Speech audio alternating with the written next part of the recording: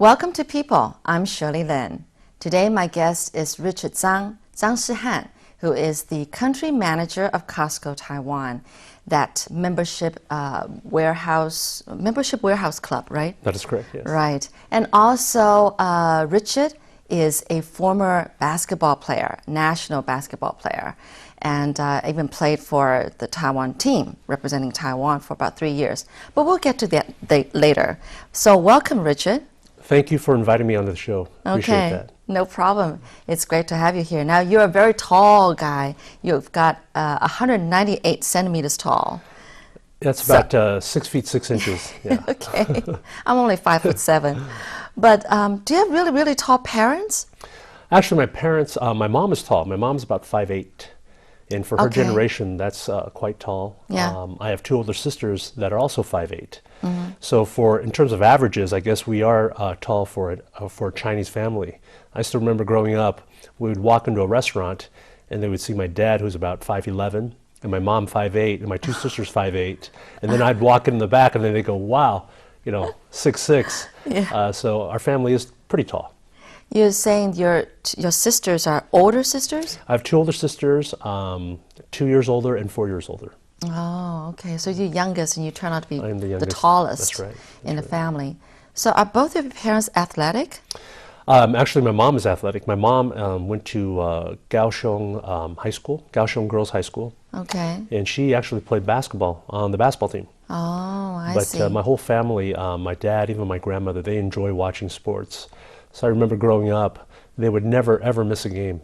Yeah. Depending on where it was, even if it was in a different state, they would drive and be at every game, which was very memorable for me to have your parents and family members in the stands when Yeah. growing up. That's real special to me. Right, that is great because not most Taiwanese parents do that, because they both work, they're really so much into their work.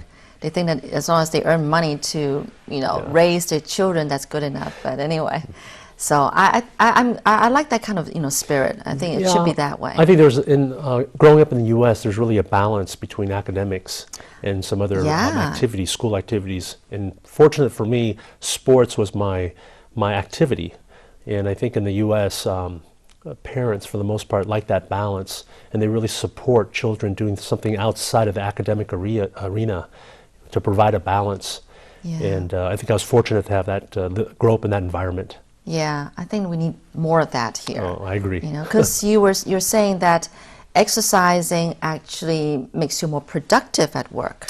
Oh, absolutely. I believe in that 100%. I encourage all our employees to get plenty of exercise. I think it's a great way to manage stress. When I say manage, I think it's impossible to eliminate stress. It's always there. Yeah. But I think you have to have some way to manage it. And athletics, sports is a great way of doing it. And it's good for the body. And I think that it gives your a body and your mind a balance. And it's healthy.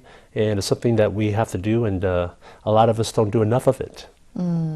So you got into basketball because of your mother? No, I think I got in basketball just because growing up, they saw this tall Chinese kid, pretty lanky, and they said, hey, listen, you want to play basketball? And I said, sure, why not? And my friends were playing basketball. So growing up, just hanging out with friends, I think one thing I was fortunate enough was that I got into organized basketball very early. And when I say organized, I mean there was a coach, and there was games, and there was a league. And I think that provided me with good habits from a very early age relative to sports fundamentals. And that carried on to grammar school and ultimately high school. And I played 4 years in high school. And I was very fortunate to get a college scholarship to play basketball at the University of California, Berkeley. And then from there, I was spotted by a reporter here in Taiwan. What? Yeah, from the China Times sports department. Okay. And they said they figured there was a Chinese guy playing NCAA basketball. Who is he? And they came and they asked me to come back to Taipei and try out for the men's national team. Okay. And that's how I started coming back to Taiwan, playing basketball back in 1985. Oh, yeah, and you were here in Taiwan for 3 years playing for Taiwan. That's right. What were those 3 years like? Oh, it was great. growing up in the States, moving there when I was 4 years old, and not coming back to Taipei for all those years, or Asia for that matter, and to come back to Taiwan and see how different Asia, and especially Taipei, was compared to Southern California, but at the same time to see how similar it was. Yeah. So there's kind of that dichotomy. And never being here, I was very, very intrigued for the fact that there was so much to see and so much to kind of reflect and to know about my background as being a Chinese American. And growing up in the States, and when I was growing up in Los Angeles, Orange County, it wasn't like it is today, where there's so many immigrants and so many Chinese coming back. I remember my high school, I had 4 Asians in my high school. You know, 1 Chinese, 1 Japanese, and 2 Filipinos, and that was it. Nowadays, you go back to a high school in the States, and it's like a Chinese phone book. Ling, Zhang, Chen, a whole bunch of that. So it's different. But to come back to Taipei back in the 80s was great. I really enjoyed it. Really enjoyed it. So you're saying that there are some similarities between Southern California and Taiwan. What are the similarities? Well, I think the world's getting smaller now. And if you look at now, I mean, all the conveniences. It's not, with the Starbucks and the fast food and you mean those kind of things? Yeah, and I think that's obvious. But I think you look at the people. I think especially Taiwan, where people are so mobile. They could be in Canada overnight. They could spend a week in New York. They can go to Europe. They're in Australia. I think the world is becoming much smaller, and it's not so different anymore. And I could be, I talk to my friends and we'll have breakfast somewhere and I'll say, we could be sitting here, we could be anywhere in the world. We could be in San Francisco, we could be in Boston. It's just so similar. And there's, and I think that's good in many respects. And I think if you look at Taiwan compared to, in my opinion, compared to other countries in Asia, I think Taiwan still has a sense of its ancestry maintained with a traditional, and you can see it's like a temple down the street, and you still have some of that. So there's a balance between old and new. If you go to somewhere in, let's say, for instance, Singapore, everywhere you look, it's pretty much new. So I think a lot of times when my friends come to Asia, I said, well, you stop in Taiwan. And they go, why Taiwan? We want to go to China, we want to go to Hong Kong. I said, but you know what, Taiwan's got a good balance of the old and the new. I like that too. I used to live in Boston. And I think Boston is a city that's a balance of old and new, and that's the way I like it. Yeah. I think it's unique that way. Right. Yeah. Now, you didn't think about taking basketball as making your lifelong profession and money-making profession. So, what made you, to just drop it when you were at your peak? And that's what usually people don't give up at the peak. That's a great question. I've been asked that question many times. What made the transition, or what inspired you to give up something that you've done all your life and something that you obviously love? And I say this to young people as well. I say that it's great to play sports. It's great to do that, but you have to give yourself a time limit or a timeline. When the time is right, you have to drop it because you need to get on with life. And I think that if you look at sports in Taiwan, for example, this market, it is not big enough to have a long-lasting career, if you will, in this market, in sports.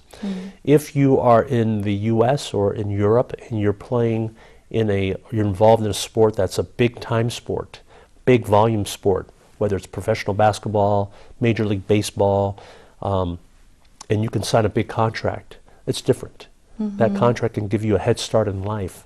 But in this environment, it's very difficult. And I saw that very early in life, or in my early career here. And I said, coming back to Taiwan was great because I could play professionally for 1 or 2 years. And the fun thing about it was I was getting paid. Okay, because, while you're playing something you love. Right. And when I was growing up in the States, playing was just a passion. Never got paid for it. But we were able to get a college scholarship, which was great. But to come here and get paid a salary for playing basketball, that was great. Yeah. But then, 2 or 3 years later, I said, it's time. It's really time to get back and really start your career, and the sooner the better. Are you just saying that for sports?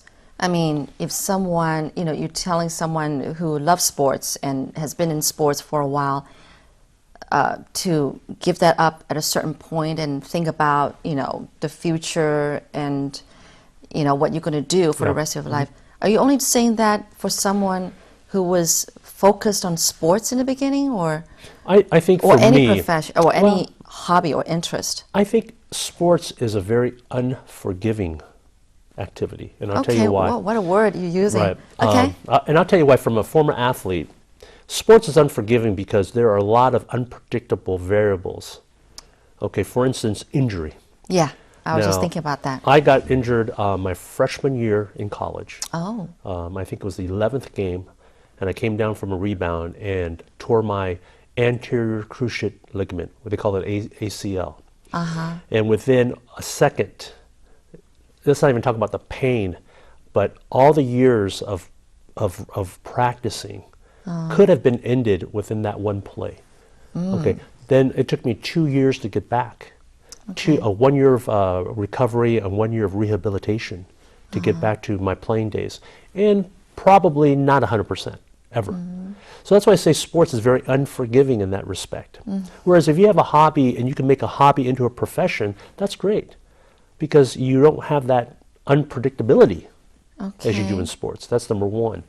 Secondly is that our lifespan is very different than a professional person or a person who's working, because in the working world, as you get older, you are accruing experience. Okay. And Right. your pay scale should be increasing as you get older. Okay. But for an athlete, it's just the opposite. Your pay scale starts very high and it starts to diminish and decrease as you get older. Right. So if you are 35 years old and you're a professional athlete, I guarantee you're not getting paid as much as you were when you were 25. Oh, okay. So these two variables are unforgiving, and they're very not suitable for longevity. Whereas if you have an interest, or if you have a hobby and you want to make it into a career, it actually it accelerates as you get older, as you get more experienced, as you get more senior in your profession. There's the difference between athletes, and a regular working person. What's another profession besides sports that kind of goes along the same line, the theory that you've got here? I think anything that's more of entertainment, performers. Yeah? Yeah?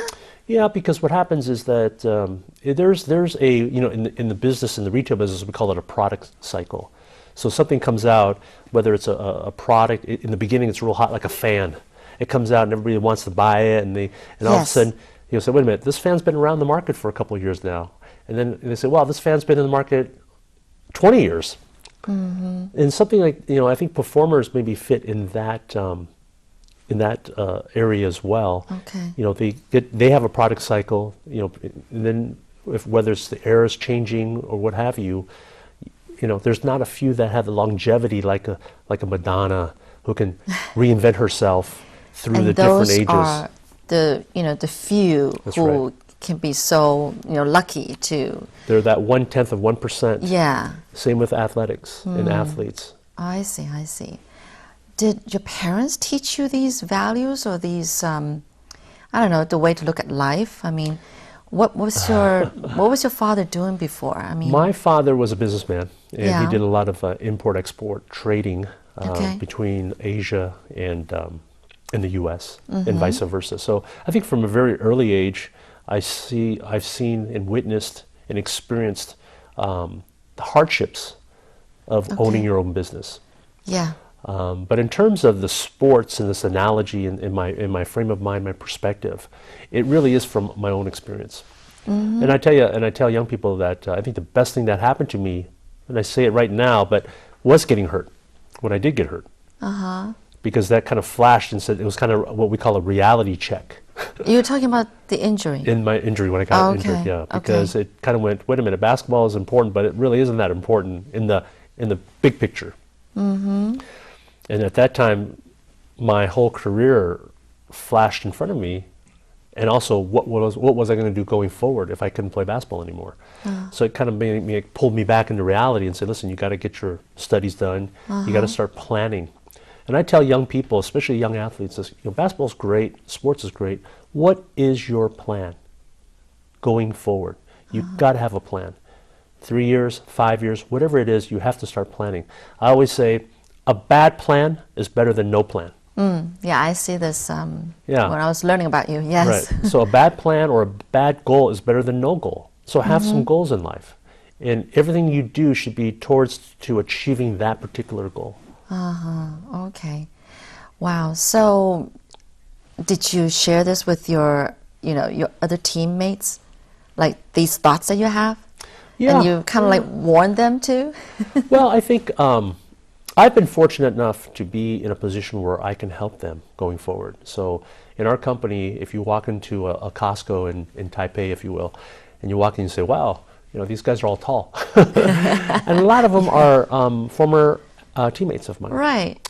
And they said, well, how do you know they're going to do well in the business world? Right. And I said, listen, I've seen them practice. Okay. And they're the ones who got up with me at 6 a.m. in the morning. And they're the ones who fought with me in the trenches during the competition. And if they can do that with me on the court, I know very well they can do it in the business world. Right. And I've been fortunate because the guys that we've hired, they've really flourished. They've really helped our company immensely. Okay. And all I did was give them an opportunity, give them a little crack in the door, and they took it from there. So I really have to commend them on their diligence and their ability to start from a very, very low level, or entry level, I should say, and work their way up. Right. And they had that tenacity, they had that resilience. And I think a lot of people who maybe have not gone through the athletics, they don't have those qualities. And I think that separates, sometimes the athlete from a regular person as well. Okay. A non-athlete, I should say. Well, we're going to talk more about Costco later, but let's take a break here.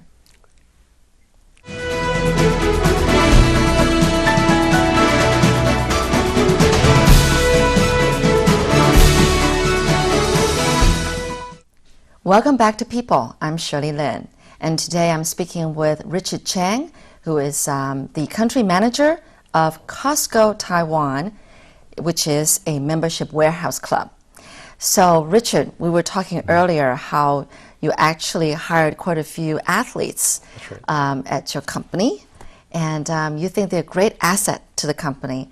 Now, I understand, athletes are really into being driven and perseverance and everything. What other good qualities do you see in athletes working at any company, for that matter? I think athletes fundamentally have a sense of discipline. And I think it comes from sports. Yeah. We, from a very early age, have been trained to look at the clock. And when I say look at the clock, when you look at the clock, it's just not the game itself. Every game, most of the games have a start and a finish. Right. Whether it's basketball, it's 40 minutes or whatever. Okay, so we're already conditioned in that respect. But I think from an early age, we are conditioned to get up in the morning, 6 a.m. or whatever it is, to work or to go to practice. Practice is X amount of time, and then we go back and we have other schedules, whether it's for treatment or what have you. And that's very similar. There's a lot of parallels to life, especially in the business world. Everything's based on, I tell my friends, I said, my boss is not my boss is the clock. Because I know what time I have to go to work, I know what time I got meetings, I know what time, blah, blah, blah, blah. It's all based on the clock. So I think from a very early age, athletes are already accustomed to that. So it sounds like you guys also learned to become very punctual. Very punctual. Not everybody's punctual, but if you're not punctual, you'll get penalized. The coach will maybe make you run for being late. But I think another asset that athletes have is that we're used to performing. It's not easy to sit or stand at the free throw line and shoot a free throw with tens of thousands of people watching you in the arena. I can't stand that and pressure. Hundreds of thousands watching you on a telecast. Yeah, how do you work with that? You just get accustomed to that. It's the same when you're at work. You are in front of a committee who's going to judge you on your performance, and your performance is a report or a presentation that you've prepared for. Another point is that we prepare many hours, many months for one game or one championship. Okay. Same in business. You prepare all that time for one presentation. and you know that this presentation, you have the audience, you have the board members here for one time and one time only. And that presentation has to be a home run, and the same as that championship game. So you have a lot of parallels. Okay, but that sounds like more for like a general manager, someone in your position. What about just a regular employee? No, I think it goes. I think it goes all the way up and down. He doesn't have to go do presentations. Well, you know, Or- well, every day, you know, just put it this way: every day when you walk into the Costco, let's say, Okay. you're on. You're being watched. Your performance is being judged by your supervisor. So having that type of feeling from a very early age in athletics, you're kind of attuned to that. You kind of, you know, it's kind of like, how would I say it? You're only as good as your last game. Okay. So, and for business, is you're only good as your last year in sales. So, if you do well in sports, you get the accolades. If you don't do well in sports, you get the criticism. And then you have to bounce back and says, okay, well, maybe we lost this game. Next game we'll do better. Same in business. This year you had a great year, so good job. And then if next year you don't have such a good year, what happened? So you're only as good as your last game in sports, and you're only as good as your last year in business. There are a lot of parallels. Okay, that is true. Actually, it's like saying, let's say your company, you've got 1,000 employees. Now, as the number grows, each person that works for you can't just say, well, you know, I'm not that important. I'm just 1 in 1,000 or something like that. But actually, it does matter because of what you contribute actually does make a difference to the year-round, you know, revenue or whatever. Sure. So it's really teaching and also letting every employee know that you are important. Don't ever, you know, look down on what you play in this company, right? Yeah, it's interesting, Shirley, that you mentioned that because I tell, I coach younger kids. Yeah. And I tell them, I said, you know, basketball, and I use basketball because I'm familiar with basketball, but basketball is not about the 5 people on the court. Basketball is about the 12 people on the team because it takes 12 people to practice. And there's people who don't get to play so often. They're important because they're helping the other players improve during practice. And without those players, the stars, quote unquote, or the starting 5 would not be able to compete against the other team. Same in business. You know, business, we always say we're as good as our weakest link. So we need to go down in the department and see which is our weakest department. We need to improve on that. And we need to look and say who are our weakest employees, and we need to improve them. Because a company or a team or organization is only as good as their weakest link. And we have to hone in on that, identify that, and find ways to support that. All right. Well, you know, I think when Costco came into Taiwan, which was how many years ago now? We opened our first warehouse in Kaohsiung, 1997. Wow, that's been a while. It's been around 15, 16 years, yeah. And I'm sure, and you've probably been thrown these kind of, you know, doubts about opening a warehouse club like this, is homes in Taiwan are smaller than the ones in the States, and people just couldn't imagine stocking up because we don't have a pantry or, you know, a storage room. And then they all come in huge packages, you know. And how come, despite all those doubts and everything, Costco has become so successful in Taiwan? It's interesting, and it's very similar to every place where we do business in the world, not just in North America, but also in Asia and also in Europe, in Australia now, is people figure out that there's value in what we sell.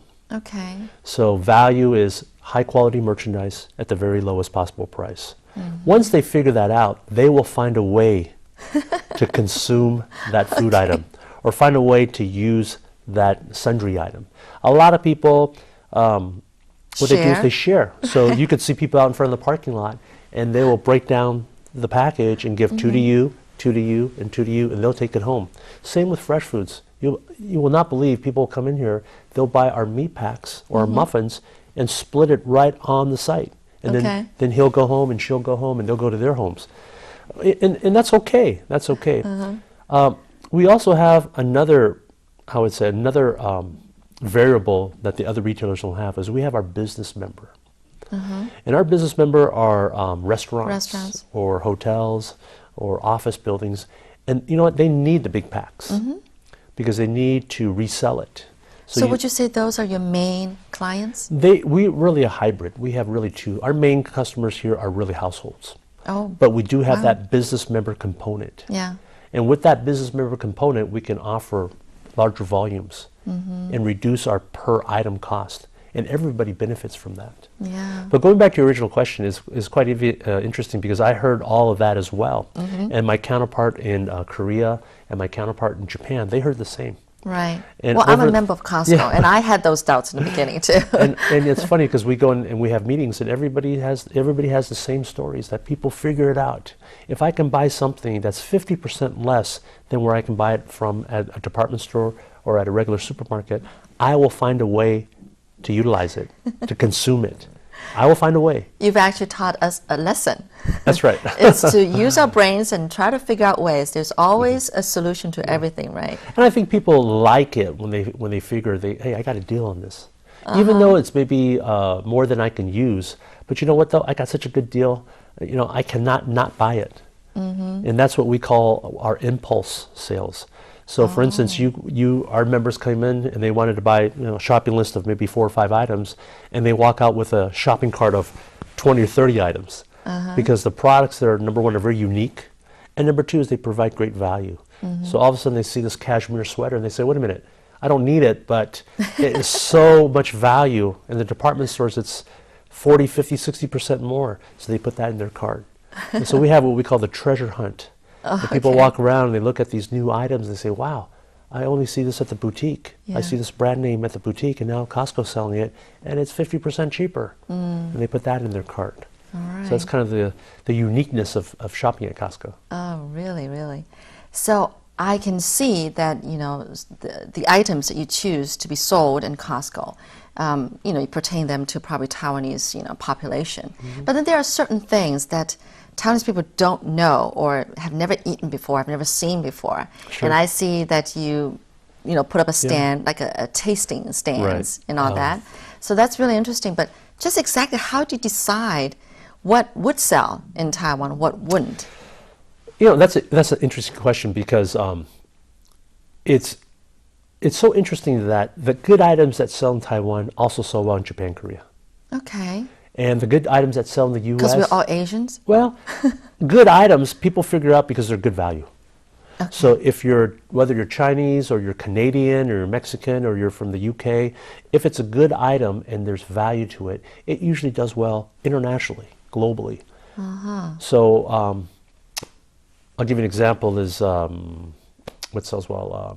We have mixed nuts. Yes. And they're a mixed I've got one nuts. upstairs. They have cashews, they have almonds, they have macadamia, and nut prices is a commodity. And in recent years, nut prices have gone way up. But we offer high quality product at a very, very reasonable cost. And it sells well everywhere. It sells well in Korea, in Japan, in Taiwan, Canada. So that item itself, because there's so much value there, and it's so widely accepted by everybody, it does well globally.